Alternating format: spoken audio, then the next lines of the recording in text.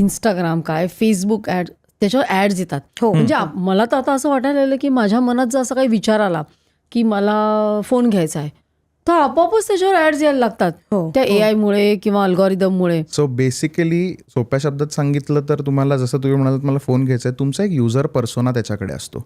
2009 कोणाकडे मध्ये असतो तो? गुगल, फेसबुक आणि इंस्टाग्रामकडे. ओके. युजर पर्सोना म्हणजे काय, 2009 मध्ये मी किंवा तुम्ही आपण जेव्हा फेसबुक जॉईन केलंय तेव्हापासनं तो छोट्या डिटेल्स आपल्या ट्रॅक करत असतो. मला काय आवडतं, आता फॉर एक्झाम्पल मला शूज आवडतात, तर त्याला माहिती आहे की ह्या माणसाला शूजची ॲड यायला पाहिजे. माझी दर चौथी ॲड इज अबाउट शूज. किंवा मला कॉफी आवडते तर मला त्याच्याच ॲड येतात. आणि ह्याच्याने तुमचा एक पर्सोना बनतो की ही व्यक्ती आहे, या व्यक्तीला काय काय ह्याच्या आवडी आहेत, काय काय ह्याचे डिसलाईक्स पण आहेत तेही त्यांना माहिती असतं की ही ॲड ह्याला दाखवली ना कधीच वर्क होत नाही.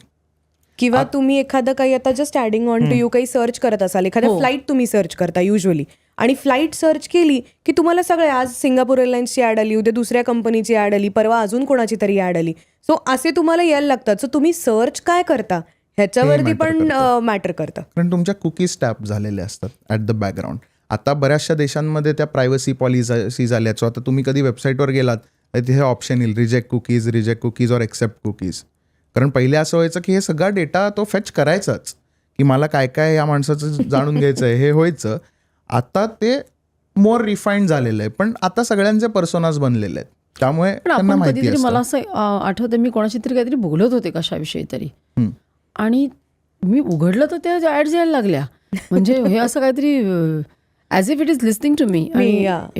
आता अगेन ते थोडं कॉन्स्पिरसी सारखंच म्हणायचं तर, कारण की लिस्निंग टू का हे आम्हीही स्वतः एक्सपिरियन्स करतो की आम्हीही स्वतः एक्सपिरियन्स करतो, पण ते कधी असं एवढ्या डिटेलमध्ये होत असेल तर ते कॉमन माणसापर्यंत तर ती गोष्ट येणार नाहीये. बट देर आर टूल्स, जसं एक रिमार्केटिंग नावाचं टूल आहे, गौरीने जे सांगितलं.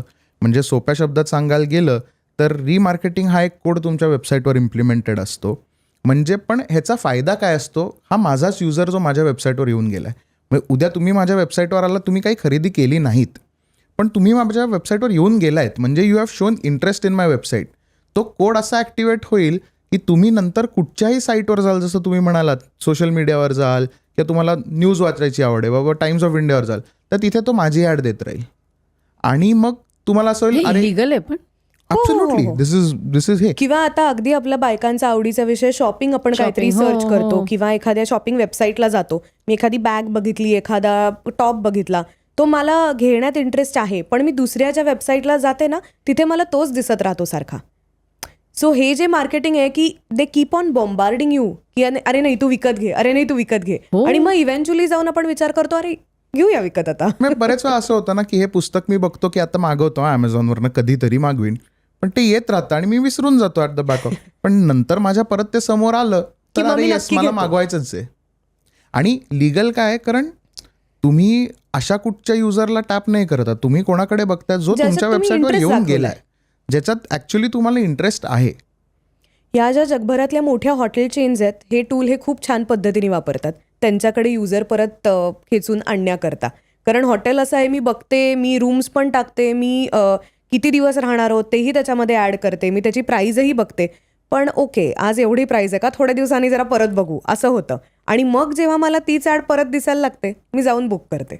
पण मी अजून एक बघितलंय वेगवेगळ्या डिव्हाइसेसवर वेगवेगळे प्राइसिंग, म्हणजे अगदी एअरफेअर्स पण वेगळी असतात. हो, आपण बुक करायला गेलं तर इथे काहीतरी एक दाखवतं, दुसऱ्या ह्याच्यावरनं परत वेगळं काहीतरी दाखवतं. तर हे सगळं I don't know how true is this, पण जेवढा रिसर्च सांगतो की वीकेंडला लोक जास्त बुक करतात फ्लाईट्स, त्यामुळे शनिवार रविवार सोमवार हे एअरलाईनचे रेट वेगळे असतात आणि मंगळवारपासून वेगळे असतात असं म्हटलं जातं. ठेवलेलं नाहीये, फक्त ते असं सांगतात की आम्ही डायनामिक प्राइसिंग अप्लाय करतो. सो यू टेक इट, तुम्हाला जसं घ्यायचं. म्हणजे तिकीट काढायचं असेल तर, विमानाचं तिकीट काढायचं असेल तर मंगळवार बुधवार गुरुवारी, मंगळवार बुधवार गुरुवार, आणि वेळ कुठली, वेळ नाहीये, दुपारची. आम्हाला तरी दॅट हॅज वर्क, हे personal experience. But dynamic pricing हा प्रकार असतो, आहे कुठेही असतो. ते पण असं रिमार्केटिंग किंवा असं करत असतात, सगळे टूल्स सगळे टूल वापरतात. आणि गुगल सध्या म्हणजे म्हटलं तर ते बादशाह आहेत, कारण जगातलं सगळी हालचाल सगळी त्यांच्या थ्रूच होते, त्यामुळे त्यांचे जे टूल्स आहेत. गुगलचं मी तुला ऍड करते एक, त्याच्यामध्ये जगभरातलं जे डिस्प्ले किंवा आपण काय म्हणतो ई मार्केटिंग हा जो प्रकार आहे, 90% शेअर हा गुगलचा आहे. 10% शेअर हा याहू किंवा बाकीचे सगळे जे मीडियम्स आहेत त्यांचा आहे. सो 90% शेअर म्हणजे गुगलला रोज किती पैसे मिळतात हे तुम्ही इमॅजिन करू शकता. आणि गुगल स्वतःच आता म्हणतं की first largest search engine is Google, after that it is YouTube, second largest search engine is YouTube. Exactly. So 90% E मार्केटिंगचा जगभरातला शेअर म्हणजे रोज, आता आमची एक कंपनी झाली खरं सांगायचं झालं तर, पण रोज अशा हजारो लाखोनी कंपनीज गुगलवरती ॲड करतात. त्याच्यामध्ये गुगलला किती पैसे मिळत असतील हे आपण विचारच करू शकत नाही. आणि अजून गुगलला कोणी असा त्यांच्या एवढा उभा नाही राहिलेला त्या सर्च इंजिन एवढा. नाही. पण मग फेसबुक आणि इंस्टाग्रामवर पण तुम्ही ऍड करत असाल ना मार्केटिंग, ते कसं होतं? आता ऍड्स मी जसं म्हटलं 2 प्रकारचे असतात. गुगल ऍड्स म्हणजे तुम्हाला कॉमनली लोकांना हा शब्द माहिती असेल, पीपीसी म्हणजे काय? पे पर क्लिक.